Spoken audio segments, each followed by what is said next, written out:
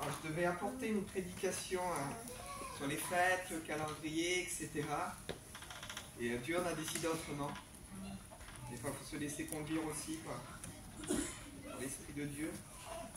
Ce que je disais à Delphine tout à l'heure, vous savez, des fois, Dieu nous parle premièrement, pour qu'on puisse aussi transmettre aux autres.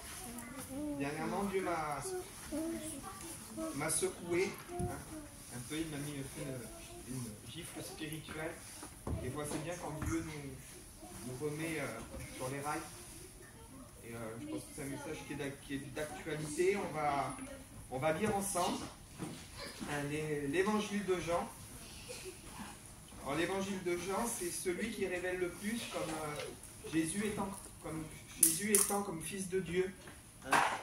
Et Jean 1, verset 1, c'est un de mes passages préférés de l'Écriture, le premier chapitre de l'évangile de Jean. C'est le passage aussi de mon épouse, qui n'est pas là aujourd'hui, mais c'est un de ses passages aussi préférés de l'Écriture.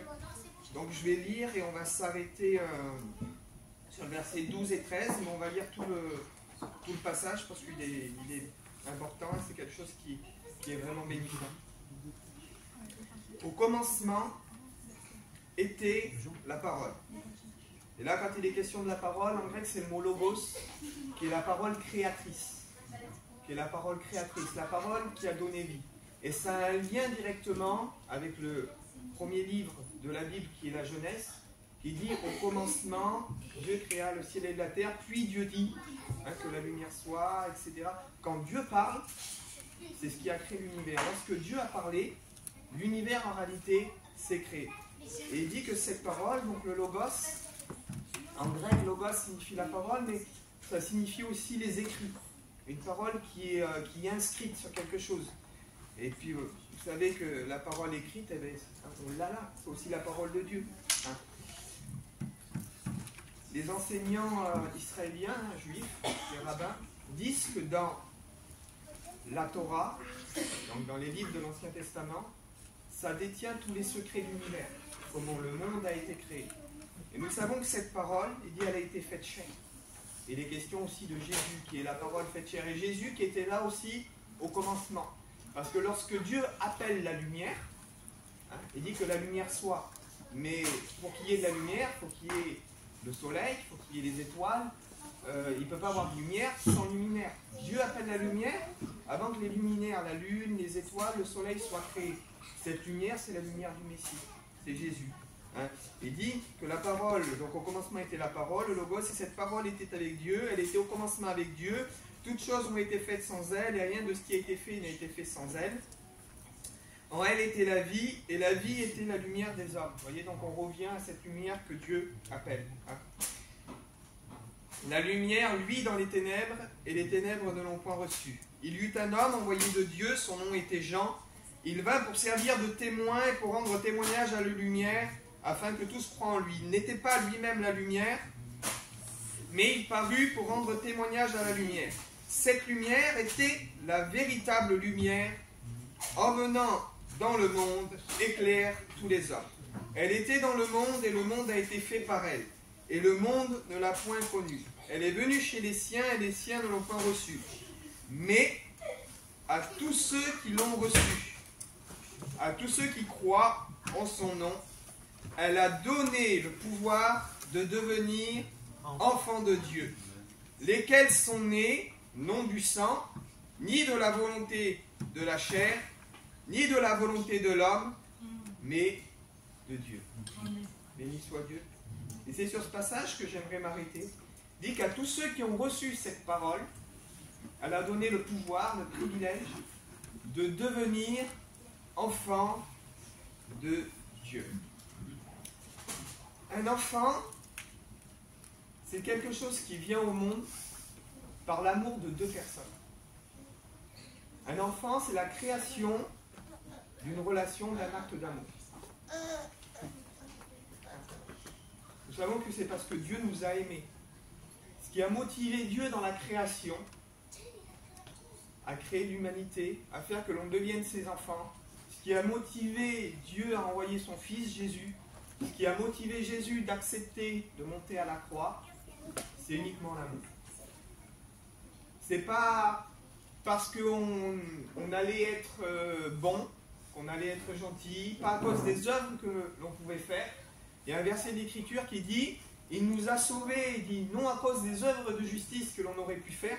Dieu ne t'a pas sauvé pour que tu sois juste, pour que tu sois bon. Je ne dis pas qu'il ne faut pas que tu sois bon, mais Dieu ne t'a pas sauvé parce que tu allais être un homme terrible ou une femme terrible, que tu allais être au-dessus de tout le monde. Mais le passage dit, Dieu nous a sauvés, non à cause des œuvres de justice que l'on aurait pu faire, mais uniquement à cause de sa miséricorde. Dieu nous a sauvés uniquement parce qu'il nous aime. Et c'est parce qu'il nous aime que l'on devient juste. Parce que face à un amour comme ça, quand Dieu rentre dans nos vies, on ne peut pas faire autrement que de manifester l'amour. Il dit que l'amour de Dieu est répandu dans nos cœurs par le Saint-Esprit. Quand on comprend l'importance de son amour, qu'il est notre Père, qu'on devient en réalité ses enfants, uniquement par amour, alors de notre cœur, se met à jaillir en réalité l'amour. Les œuvres qui accompagnent ce que Dieu a mis dans notre cœur. Dieu ne peut pas avoir mis son amour dans notre cœur. On ne peut pas être devenu des enfants sans manifester en réalité les œuvres qui vont avec cette appellation. Et ça, c'est la réalité. Et c'est ce que, je crois que c'est l'épître de Pierre, ou Jacques, qui dit « montre-moi », il dit, il parle de la foi sans les œuvres, etc. Mais il dit « je te montrerai ma foi avec mes œuvres », il dit que la foi sans les œuvres, elle est morte. Et les œuvres qui rendent vivante la foi, sont les œuvres, en réalité, des commandements que Dieu nous a prescrits, de visiter les malheureux, de manifester l'amour, de pardonner, de ne pas apporter de faux témoignages contre notre prochain, etc. Dans l'appellation enfant, on est devenu aussi enfant de Dieu, les maîtres qui enseignaient leurs disciples, quand on est parlé de maîtres, il est question de docteurs de la loi à l'époque, ou de rabbins. Jésus était appelé maître, il était appelé aussi rabbi, comme un rabbin qui enseignait. Et les rabbins avaient souvent cette habitude d'appeler leurs disciples aussi mes enfants. Et vous verrez souvent Jésus, quand il parlait aux disciples, il leur dit petit enfant, mes enfants. Et dans le Nouveau Testament, vous voyez Paul, quand il écrit des lettres, il dit mes enfants, ou petit enfant. Parce que quand quelqu'un prend l'autorité d'enseigner, il considère les autres comme ses enfants, recevant une instruction. De la même manière, quand on veut apprendre quelque chose à un enfant, on se met à genoux, à sa portée, on lui tient les mains. Alors pour ceux qui sont pédagogues, qui veulent, autrement, il y en a qui utilisent la bonne vieille méthode, qui les donnent un peu à la salade, à la tatane, comme on dit. Je plaisante, ça détend un peu l'atmosphère. Mais normalement, quand on enseigne un enfant, on se met à sa portée et on fait office de pédagogue. Et on est, à ce moment-là, on est maître. Pourquoi maître? Parce qu'on prend une autorité. Quand on enseigne quelqu'un, pour enseigner quelqu'un, on ne peut pas enseigner sans prendre autorité, c'est pas possible. Tout comme un enseignant, quand il est dans une salle de classe, qu'il enseigne les élèves, c'est lui la figure d'autorité. Les enfants doivent se taire, entre guillemets, et écouter celui qui enseigne. Donc celui qui enseigne prend forcément autorité sur ceux qui écoutent. Donc il est souvent, les rabbins ou les rabbins, appelés leurs disciples, mes enfants ou petits enfants. Et nous voyons l'exemple aussi de Jésus, de Paul et des autres apôtres qui ont écrit aussi des épîtres. Tout enfant, tout celui qui devient enfant, a le droit à un héritage. Et ils font aussi partie d'une famille. Être enfant implique d'avoir droit à un héritage et de faire partie d'une famille. Or, faire partie d'une famille ou avoir droit à un héritage applique automatiquement de ma part une responsabilité. Si je suis enfant, si je suis membre d'une famille, j'ai une responsabilité envers mes frères, qui sont de la même famille, ou envers mes sœurs. Vous savez que quelqu'un qu'on côtoie va nous blesser, ou va nous faire mal, ou on va se disputer. Ça va être une situation qui va être plus ou moins difficile à gérer, mais bon, on ne doit pas grand-chose, entre guillemets, une personne qu'on côtoie. Mais maintenant, notre frère ou notre sœur avec qui on a grandi nous blesse, nous touche, nous déçoit, ça ne va pas être la même situation que quelqu'un qui va être étranger ou qu'un ami que je connais depuis quelques années. La situation n'est pas du tout la même. Pourquoi? Parce que envers un frère, envers une sœur, j'ai une responsabilité. On a le même père, la même mère, on a grandi ensemble, on a tissé des liens, j'ai une responsabilité. J'ai une responsabilité. De la même manière, en tant qu'enfant de Dieu, j'ai une responsabilité envers ceux qui sont appelés mes frères, envers ceux qui sont appelés mes sœurs. Je suis appelé à aimer, je suis appelé à pardonner. En tant qu'enfant, j'ai une responsabilité d'enfant. Et la question que j'aimerais vous poser, un enfant n'a pas la maturité d'un adolescent ou d'un adulte. Est-ce que nous sommes appelés à rester toute notre vie des enfants? Étant enfant de Dieu, c'est une bonne appellation d'être enfant de Dieu. Mais est-ce que dans notre vie spirituelle, dans notre vie chrétienne, est-ce qu'on est appelé à rester toute notre vie des enfants? Un enfant est nourri au biberon.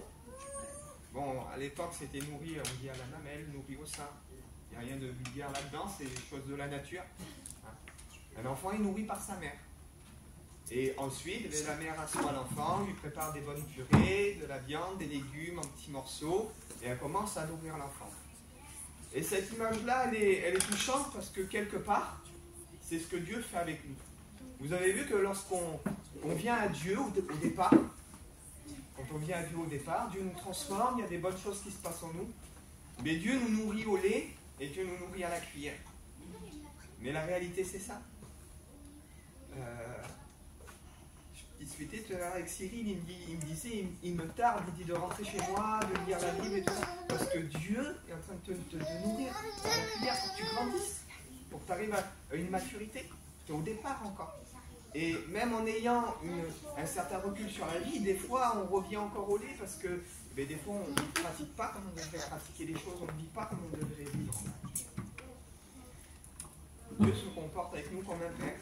Au départ c'est facile. Et on ne va pas demander à un enfant la responsabilité qu'a un enfant que ce qu'on va demander à un adolescent, que ce qu'on va demander par la suite à un adulte.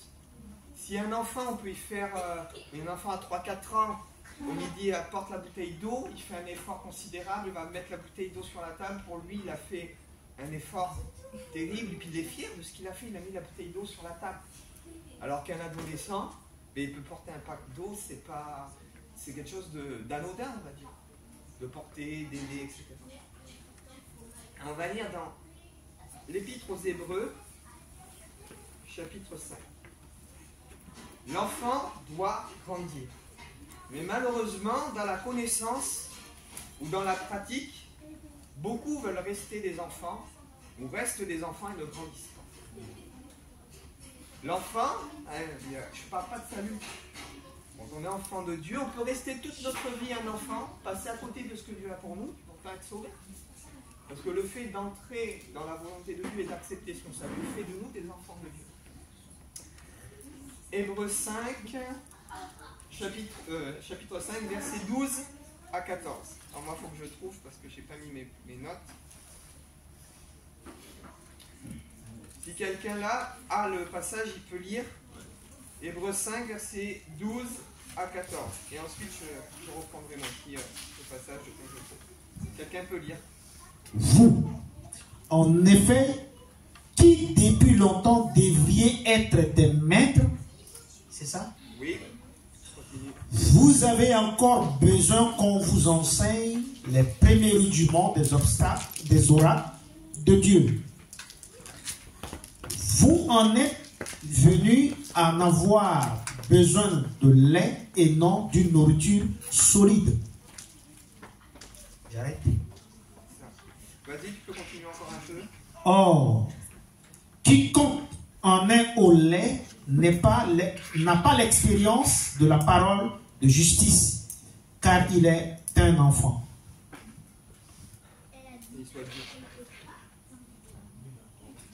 Nous avons, verset 11, dit, nous avons beaucoup à dire là-dessus. Il parle au-dessus de la maturité du Messie, que le Messie est sacrificateur, il parle de choses un peu compliquées. Voilà. Parce que vous êtes devenus lents à comprendre. Vous, en effet, qui depuis longtemps C'est-à-dire, ça fait X temps que tu es dans la foi, X temps que tu viens à l'église. Il dit depuis longtemps, il dit, vous devriez être des maîtres. Et nous avons vu que les maîtres, ce sont ceux qui enseignent. Tu devrais être censé aider les plus petits, être un maître, enseigner les autres, et que les autres t'appellent maître et que toi tu les appelles enfants. Mais depuis tout ce temps, tu es lent à comprendre, tu devrais être un maître, mais tu es encore un enfant. Vous avez besoin qu'on vous enseigne les principes élémentaires des oracles de Dieu. Élémentaire, c'est la base. La première école, c'est quoi? L'école élémentaire, la base. Tu dois être au lycée, mais il faut encore qu'on t'apprenne des choses élémentaires. Tu dois être au lycée, tu dois être en bac pro, ou tu dois déjà commencer ton activité, mais tu es encore à l'école. On est encore en train de t'apprendre l'école élémentaire. Alors, sans me moquer de personne, sans aucun jugement, mais il y a des écoles bibliques où on demande aux gens de passer un test de lecture, de savoir simplement lire pour entrer à l'école biblique. Alors que lire, tout le monde doit savoir lire. On doit être à un niveau et on est tout en bas du niveau. Et moi, Dieu m'a parlé de cette façon. Il dit que quiconque est au lait n'a pas l'expérience de la parole de justice, car il est encore un enfant. Mais la nourriture solide est pour les hommes faits. Dieu nous appelle à être des hommes faits, à être des fils et des filles à un moment, et à plus être des enfants. Mais on veut toujours être des enfants. Dieu me disait, j'étais en train de nettoyer le toit de ma caravane, c'était mon épouse, je devais apporter, comme je vous dis, totalement notre message. Et puis je pensais, de dire Seigneur, sans aucune prétention, vous savez qui je suis, vous me connaissez, c'est sans aucune prétention que je dis cela. Je dis Seigneur, le niveau que tu m'as donné, par rapport à la connaissance, par rapport à certaines choses, j'étais heureux de savoir le niveau que Dieu m'a donné. Et je dis Seigneur, toi tu m'as placé, je dis comme ça, pour vous donner un exemple. Je dis moi je suis au collège ou au lycée, et je dis il y a combien d'assemblées, sans nommer, comme je dis, il y en a, ils arrivent tout juste à lire, prêcher. Et combien il y en a qui sont encore en maternelle, qui n'ont pas compris, ce qu'on parlait avec Delphine tout à l'heure, tant de choses sur la démonologie. Ils baptisent les gens qui sont liés, ils ne font pas de délivrance, etc. Et puis ils se demandent pourquoi les gens ont des problèmes, pourquoi les gens ne se sortent pas de leurs difficultés. Que quand il y a un pasteur qui fait la délivrance, il est connu dans toute la France. Alors que la délivrance, Dieu nous a appelés. Hein. Voici les signes qui accompagneront ceux qui auront cru, chasser les démons, etc., etc. Ça doit faire partie de notre quotidien, de notre vie, de prier pour les gens, d'exercer guérison, la délivrance, etc. Enfin, je sais qu'ici vous êtes au parfum. Je sais que vous savez des choses.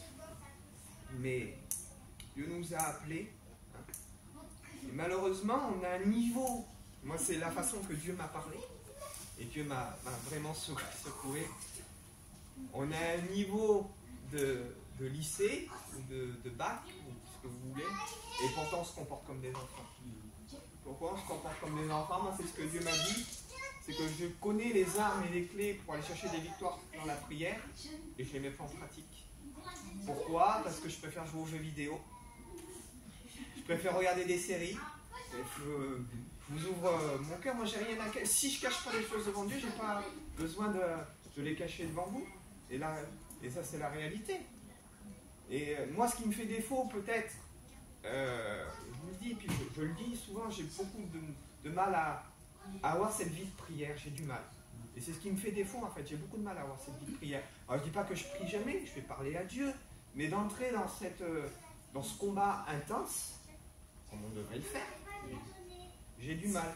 Et il y a des moments où je peux le faire un peu, c'est-à-dire je vais avoir 4, 5 jours, 6 jours, 1 semaine, 3 semaines, un mois, où je vais être assidu.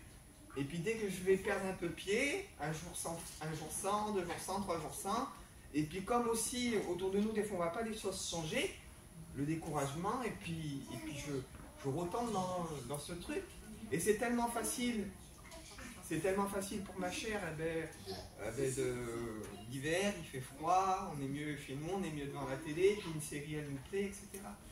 Et Dieu me disait, il dit, t'as la connaissance, du niveau lycée, ou du niveau adulte, du niveau fils, et puis pourtant tu vis comme un enfant. Pourquoi? Mais parce que tu penses qu'à jouer. Mais la réalité, pour moi c'est ça, mais pour vous ça peut être autre chose. Tu penses qu'à jouer, ou alors tu fais que de t'inquiéter. Tu as un niveau enfant, tu fais que de t'inquiéter. Un enfant, il entend l'orage. Pour un enfant, l'orage, c'est une catastrophe. Pour un enfant, l'orage, on dirait qu'il va mourir. Qu'est-ce que sous la couverture? Il croit que sous la couverture, il est sous la couverture, tous ses problèmes vont s'arranger parce qu'il est sous la couverture, il est auprès de papa ou de maman. Mais nous, les adultes, on entend un orage, on sait que ça va passer. Dans notre connaissance du problème, comment on se comporte? Dans notre connaissance de la difficulté, comment on se comporte?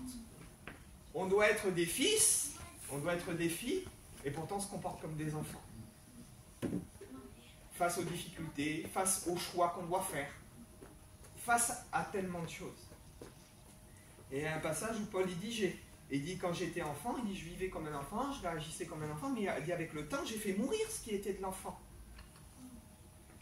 Quand dans notre vie on va apprendre, avec tout ce que l'on sait, et je sais qu'ici vous en savez des choses, je sais que vous êtes bien enseigné, que vous êtes bien conduit, et avec l'évolution. Alors on ne peut pas se réveiller du jour au lendemain, on en est conscient. Je prends Cyril comme exemple parce que je sais que tu es jeune dans la foi. C'est pas un défaut ni une qualité, c'est pas un reproche, c'est juste un constat. Je peux pas demander à Cyril de pratiquer une vie chrétienne comme une personne que ça fait 20 ans qui connaît la vie chrétienne.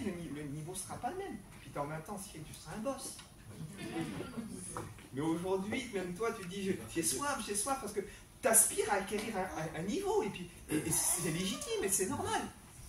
Mais maintenant, c'est pas normal d'avoir acquis un niveau de maturité et de se comporter toujours comme peut-être même quelqu'un du monde qui ne connaît pas du tout Dieu.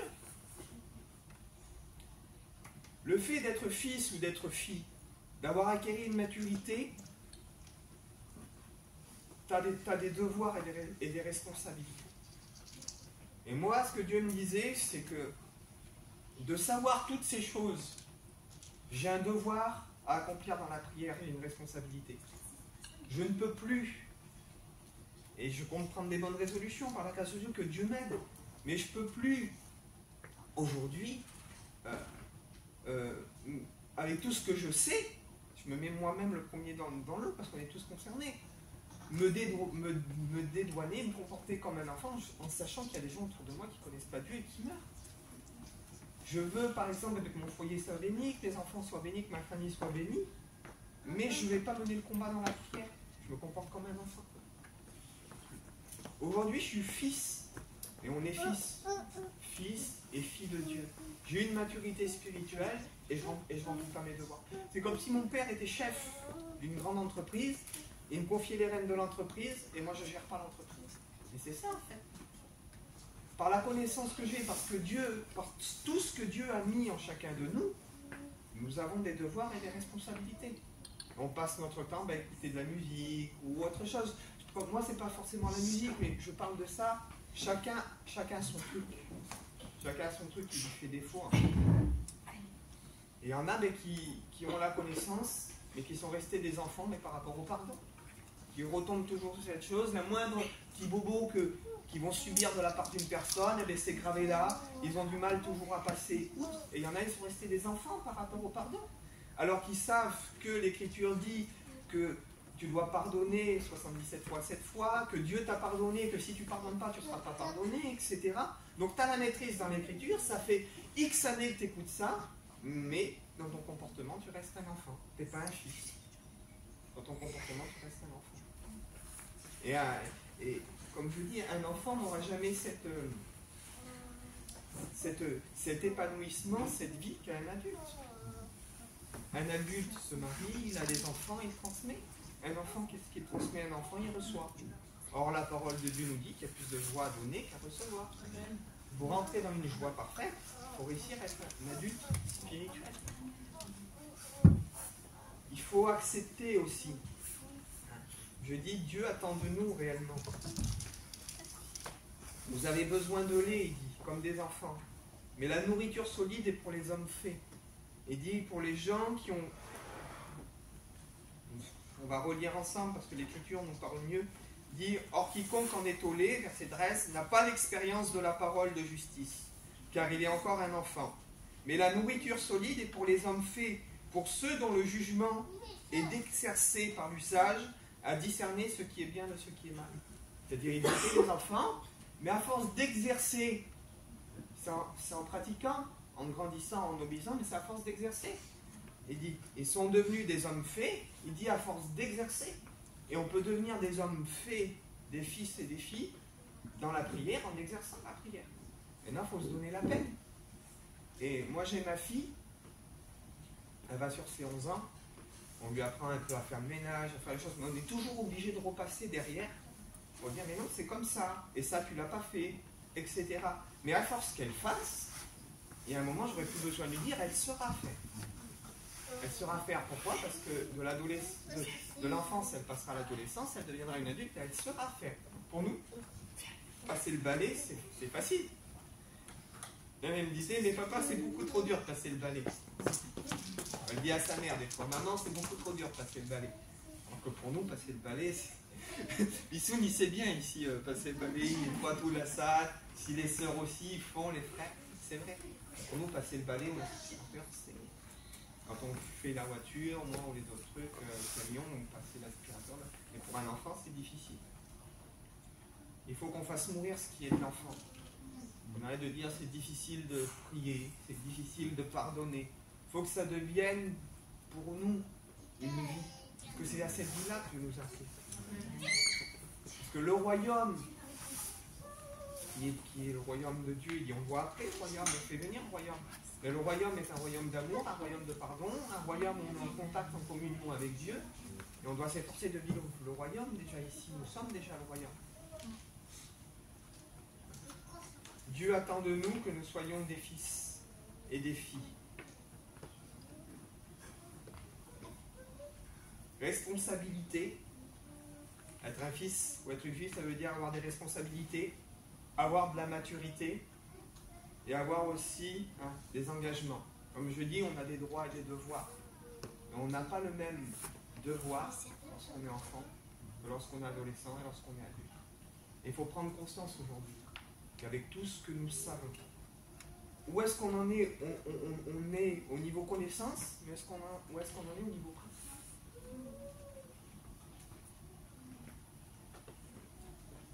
Le fait d'avoir la maturité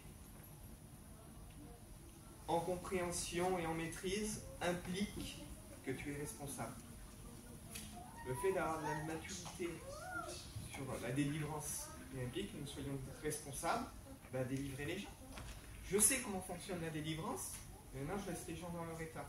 Parce que ça me coûte d'aller les visiter, ou parce que j'ai peur de recevoir parfois des retombées spirituelles, etc. Connaissance dans la prière, la délivrance dans l'éducation, la délivrance dans l'enseignement, la connaissance dans la prière, la connaissance dans la délivrance, dans l'éducation, dans l'enseignement, etc. Toutes ces choses que l'on sait, en pratique, en théorie, mais qui doivent prendre vie dans la pratique, mais pas une pratique enfantine, une pratique qui arrive avec une maturité.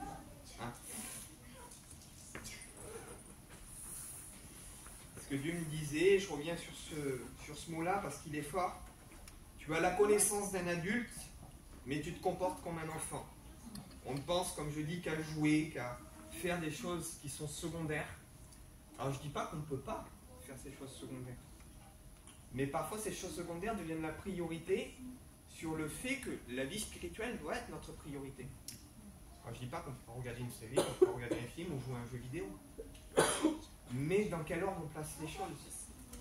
Et est-ce que le fait de penser qu'à jouer, comme je dis, moi je disais à ma fille, il faut que tu fasses ça, on lui dit, on revient une demi-heure après, elle n'a pas fait, et puis elle a allumé la télé. Mais je t'ai dit que tu pourrais regarder la télé quand tu aurais fait ton travail. Et spirituellement, des fois c'est ça. On doit prier, mais je parle avec mon langage. Ah, la flemme, c'est dur, il faut que j'aille dehors, dans ma voiture, il faut que je fasse... c'est bon la flemme, puis on se met sur le canapé ou sur le truc, on allume notre télé, on allume notre vidéo, puis on dit, Seigneur, je prierai quand je serai sur ma couche, en m'endormant, je prierai. Alors on remercie Dieu, il n'y a pas de problème, on remercie Dieu, etc. Mais c'est pas le temps qu'on devrait prendre pour prier, c'est pas le temps qu'on devrait prendre vraiment. C'est-à-dire qu'on se fait parfois comme ma fille, c'est-à-dire je sais ce que j'ai à faire, mais je m'assois, je fais autre chose, et je me comporte comme un enfant en réalité. Réalisez-vous dans votre vie quel est le point spirituel ou dans quelle chose peut-être vous vous comportez parfois comme ça. Parce que malheureusement c'est quelque chose de récurrent, parce que la chair en fait a des désirs contraires à l'esprit. Et la chair nous pousse à rester des enfants spirituels. La chair nous pousse à rester des enfants spirituels. Pourquoi? Parce que Dieu nous appelle à manifester nos dons, nos ministères, nos appels, etc. Et l'ennemi sait que si on entre vraiment dans nos appels, si on entre dans notre potentiel, les choses autour de nous vont bouger. Alors il nous stoppe, il nous freine. Imaginez, John, je dis John, tu viens, on va se bagarrer. Je ne vais pas avoir peur de John. Maintenant, si je prends Franck, qui est un peu plus costaud, un peu plus baraqué, qui est adulte, ça ne va pas être la même chose. L'ennemi veut nous empêcher de devenir des adultes spirituels. L'ennemi veut nous empêcher de nous comporter, de vivre comme des adultes spirituels. L'ennemi, parfois, devant les enfants de Dieu, et c'est bien, c'est un enfant de Dieu, il a le salut, mais qui reste enfant, c'est bien. Il reste enfant. Et le jour, vous avez vu à combien c'est difficile, le jour où on prend conscience de notre potentiel, on prend conscience de ce que l'on veut faire, lorsqu'on va entrer dans notre appel, ou dans notre ministère, ou dans le don que Dieu nous a donné, vous avez vu comme autour de nous, tout devient difficile. Comme autour de nous, le moindre chose, c'est de nous étouffer, de nous stopper, etc. Parce que quand l'ennemi voit que l'on prend conscience que l'on n'est plus des enfants, mais qu'on est des fils et des filles, qu'on possède le royaume, qu'on prend conscience de notre identité et qu'on veut la vivre, il dit non, il dit repose-toi, reste comme un enfant, reste en vacances, t'es bien en vacances. N'entre pas dans ce que Dieu est. Toutes sortes de choses, et des fois par la lassitude des problèmes, des difficultés. Vous savez, il y a des gens qui ont vécu dans leur travail tellement difficilement qu'ils ont fait un burn-out et qu'ils n'ont plus envie d'aller travailler et qu'ils sont restés chez eux, à la maison, en vacances, ils ont arrêté la vie active. Pourquoi? Parce que le combat du travail, de la vie active, était trop difficile pour eux. Et c'est ce que l'ennemi parfois essaye de faire. C'est-à-dire, il veut nous mettre en vacances spirituelles, parce que la vie spirituelle est difficile, on ne voit pas, on n'y arrive pas. Donc il nous comble par autre chose, comme je dis, par des distractions, voilà. Et puis il nous met au repos.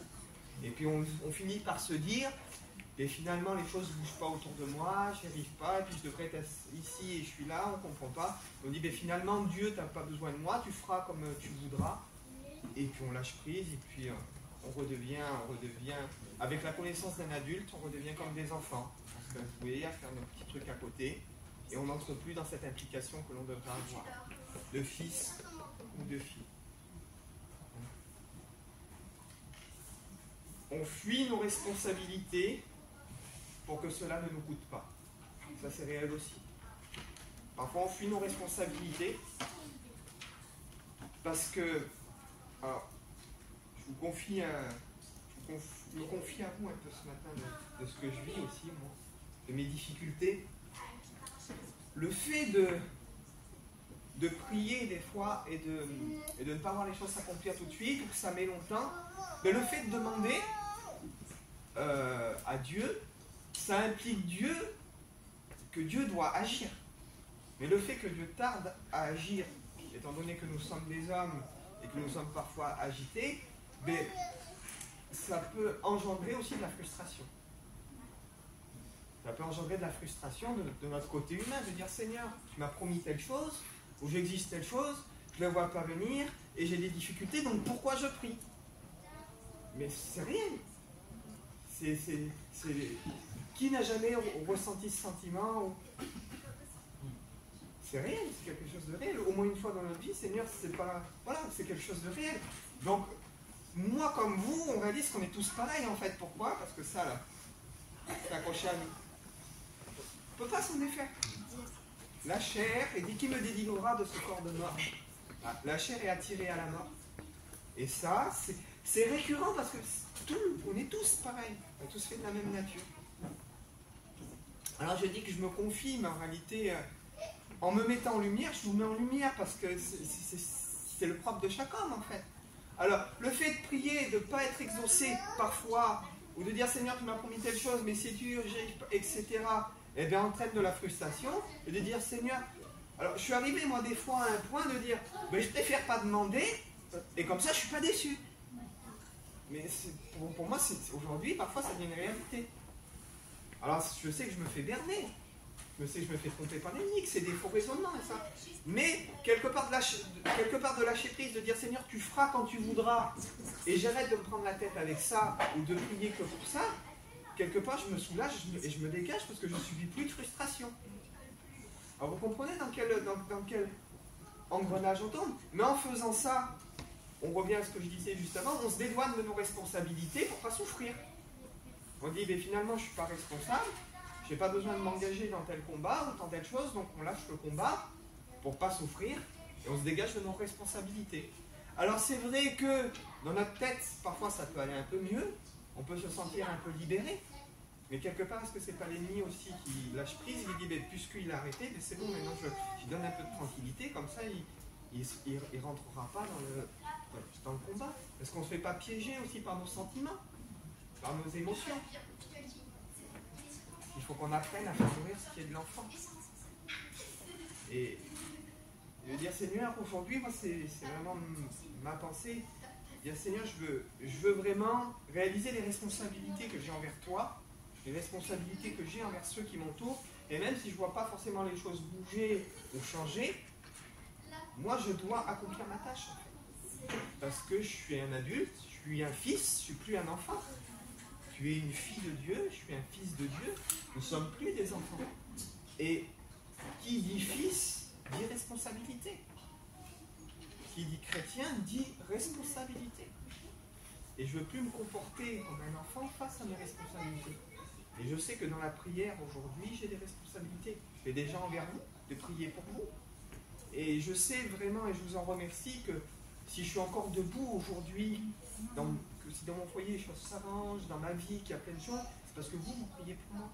Si moi-même des fois je lâche prise et je ne prie plus pour moi, je sais que vous priez pour moi, et ce que Dieu me disait, c'est que vos prières à vous me permettent aussi à moi de rester debout et d'être fort. Et je vous remercie pour ça, pour le temps que vous passez. Vous imaginez que je ne prends même pas des fois le temps pour moi et vous le prenez pour moi. Alors je vous en remercie. Je vous en remercie pour ça.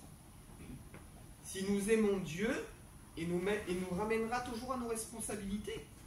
Et on a l'exemple, Jonas, il veut faire ses responsabilités, il veut s'enfuir dans la face de la terre, et Dieu dit, il l'amène au fond de la mer, il le revomit, il dit, va là où je t'ai appelé et reprends tes responsabilités. Reprends tes responsabilités. Il fuit dans la cale du bateau, il ne veut pas prendre ses responsabilités. On peut faire comme Jonas, se repentir et obéir à tout. Seigneur, je me repens et j'obéis. Ou alors on peut faire dans Matthieu 25, 15, Matthieu 25, du verset 15 jusqu'au verset 30, je ne vais pas le lire, mais on retrouve cette parabole des talents. Il y en a un qui en reçoit 5, l'autre en reçoit 2, et l'autre en reçoit 1. Le maître de la maison s'en va et il confie à ses ouvriers de l'argent.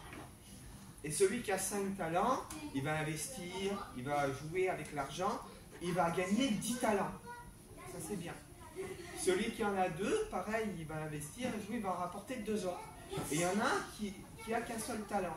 Et lui, il a peur de perdre le talent que Dieu lui a donné, ou alors de ne pas réussir à faire fructifier, etc. Ce qui fait, il enterre le talent. Et quand le maître revient, donc celui qui a eu 5, il en donne 10, Dieu lui dit, tu es un bon serviteur, je t'ai confié quelque chose et tu l'as fait valoir autour de toi. Tu l'as fait valoir, tu as pris tes responsabilités en main et tu as fait valoir ce que je t'ai donné.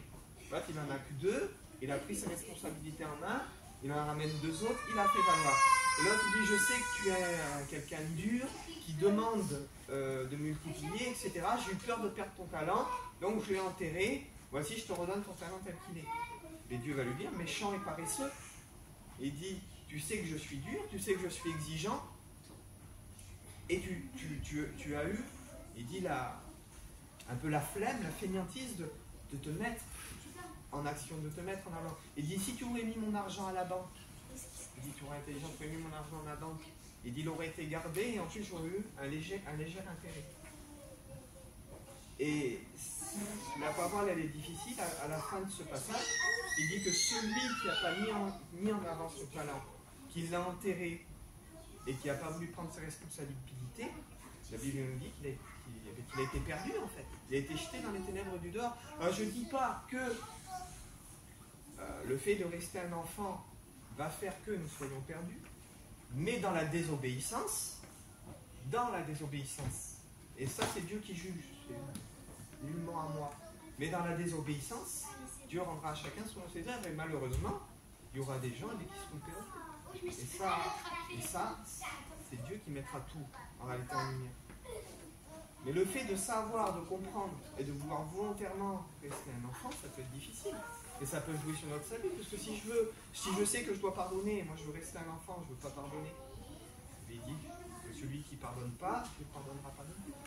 Il y a sur certains critères et sur certaines choses, le fait de ne pas arriver à une maturité spirituelle peut faire à un moment, mais ça joue aussi sur mon salut.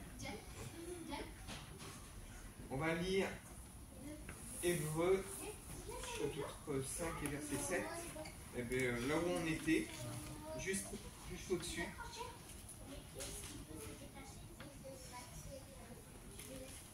Juste au-dessus du chapitre là où on était, Hébreux 5.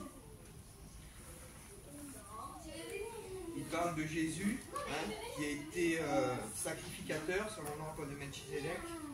On revient à ce qui était dit tout à l'heure. Et il dit c'est lui, en parlant de Jésus, qui dans les jours de sa chair a présenté avec de grands cris et des larmes des prières et des supplications à celui qui pouvait le sauver de la mort.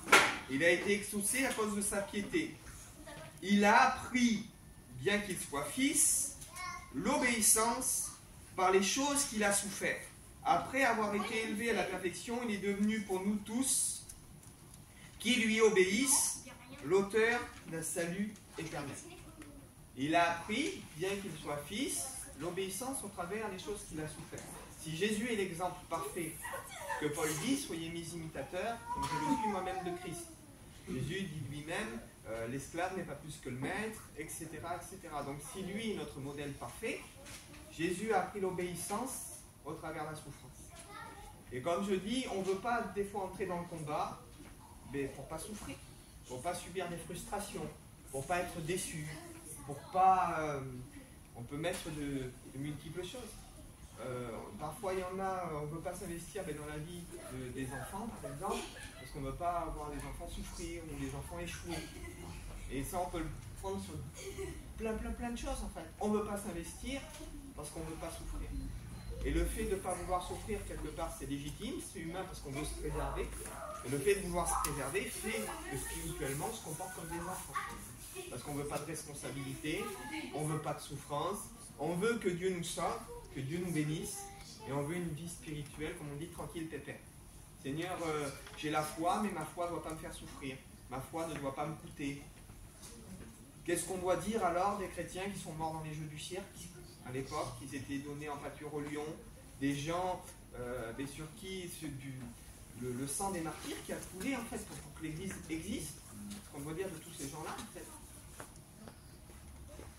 Et Dieu seul sait, c'est la question que je me pose aussi, si je devrais payer ma foi au prix de ma vie, est-ce que je serais capable de le faire dans l'époque moderne aujourd'hui? Imaginez demain, comme les jeux du cirque, là, il y a un gouvernement qui s'aide et il met les chrétiens à mort. Les chrétiens pourraient dire, ça y est, 50 tribulations, c'est la fin du monde, alors qu'à l'époque du jeu du cirque, les gens l'ont vécu. Pendant la Deuxième Guerre mondiale, ils l'ont vécu aussi. Il y a les juifs qui étaient mis à mort, il y avait même des chrétiens qui étaient mis à mort, etc. Donc si demain on subit des persécutions, il y a des pays aujourd'hui, on traite des chrétiens, quoi. Si je suis né dans un pays comme ça, face à ces réalités, où j'en suis par rapport à ma maturité spirituelle, où j'en suis par rapport à ma maturité spirituelle, tout ce que je connais depuis X temps, il ne vous bornez pas à écouter, d'y mettre en pratique. Et là il dit, bien que Christ a été fils, il a appris l'obéissance, au travers des choses qu'il a souffert. L'obéissance demande automatiquement de la souffrance. Et ça, c'est une réalité, parce que quand je reprends, moi, ma fille, pour ceux qui ont des enfants, vous savez, quand moi je reprends ma fille, je lui dis non, c'est pas comme ça, c'est comme ça. Quand je lui enseigne les choses, comment balayer, eh bien, elle balaye, mais elle se met à pleurer en balayant. Pourquoi? Parce qu'elle est frustrée. Elle est frustrée, pourquoi? Parce qu'on lui impose d'obéir, on lui impose des choses, et pour qu'elle grandisse et qu'elle arrive à maturité, il faut qu'elle passe par la frustration. Et nous, cette étape-là, en tant que chrétien, on ne veut pas la vivre. Dans la prière, on ne veut pas être frustré, on veut que les choses, on veut du tac au tac.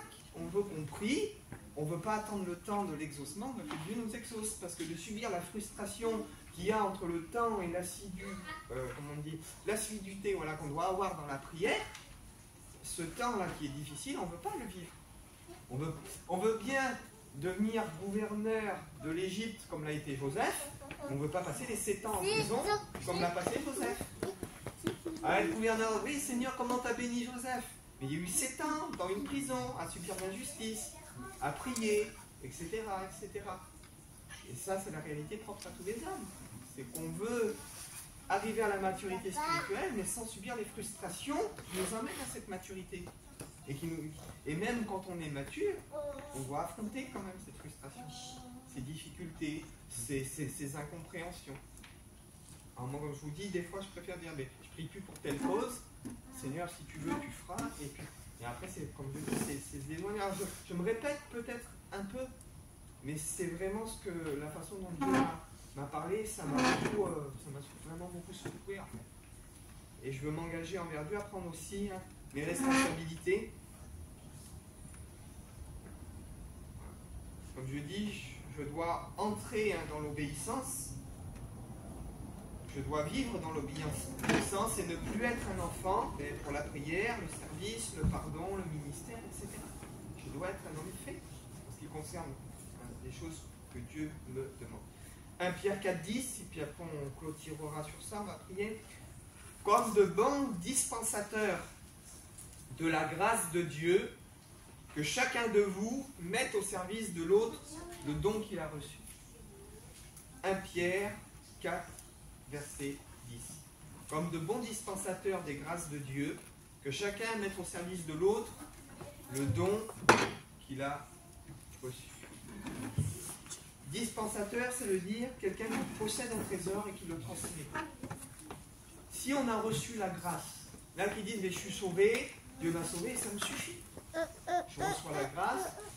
Il y a énormément, et dans certaines dénominations, donc je ne viendrai pas, les gens ils sont assis sur leur chaise, Alléluia Seigneur, ils frappent des mains, la sœur a son petit foulard, mais derrière il y a, à part un petit témoignage de temps en temps, mais derrière il n'y a pas grand chose en fait. Alors qu'il dit que, ayant reçu la grâce, on va transmettre la grâce. Ayant reçu la grâce, on a reçu un trésor, une valeur inestimable, que chacun mette au service de l'autre le don qu'il a reçu. Donc que tu sois un frère ou une sœur, Dieu t'a donné un don. Dieu va te conduire et te révéler le don, mais pour mettre en œuvre le don, ça va te coûter. Ça va être difficile. Des fois, ton don, il ne va pas être compris. Des fois, tu vas être jugé par les autres. Dieu merci, pas ici. Parce qu'on est quand même entré dans cette liberté, on essaie de mettre les ministères en avant, les dons que les gens reçoivent en avant, les prophéties en avant. Mais c'est vraiment Dieu agir. Et ici, vous savez que spirituellement, vous pouvez vous épanouir. Mais on peut connaître des frustrations, des incompréhensions dans notre apprentissage, dans notre formation. Mais ne recule pas. Et dis si tu es un dispensateur de la grâce, tu as reçu un trésor, et automatiquement il y a quelque chose qui doit jaillir de ton cœur. Et dis tu dois mettre au service de l'autre eh bien, ce que tu as reçu. Alors non pas pour t'élever toi-même, non pas pour te glorifier toi-même, non pas pour avoir une récompense, mais si tu es une famille, tu dois avoir envie que ton petit frère réussisse, que ta petite soeur elle réussisse.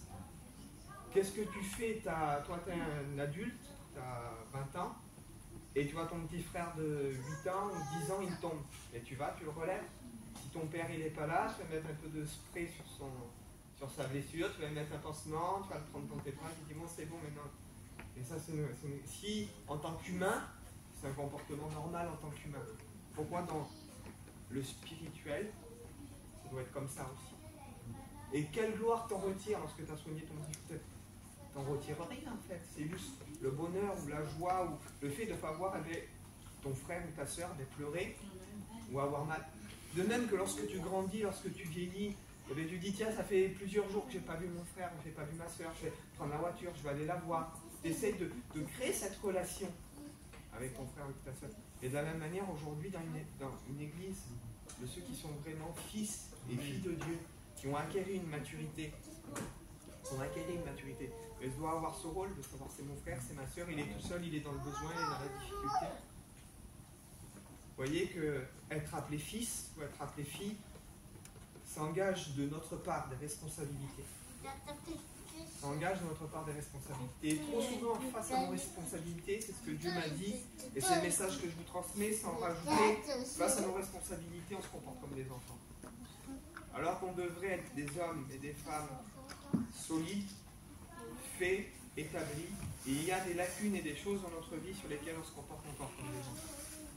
Alors il faut qu'on apprenne de prendre des résolutions pour cette nouvelle année, de dire Seigneur, je ne veux plus me comporter comme un enfant. Et je veux être un homme, une femme établie, un fils ou une fille face à ta parole, face à ces réalités. Hein? On prie ensemble. Seigneur. Merci Père de grâce, parce que tu es celui, Seigneur, qui nous